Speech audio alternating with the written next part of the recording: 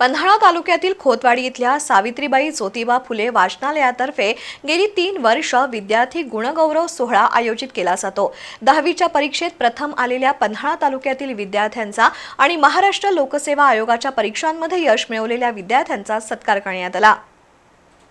समाजाचं आपण काहीतरी देणं लागतो या भावनेनं सुरू करण्यात आलेल्या पन्हाळा तालुक्यातील खोतवाडी इथल्या ज्ञानज्योती सावित्रीबाई फुले वाचनालय आणि फाउंडेशनच्या माध्यमातून विविध उपक्रम राबवले जातात।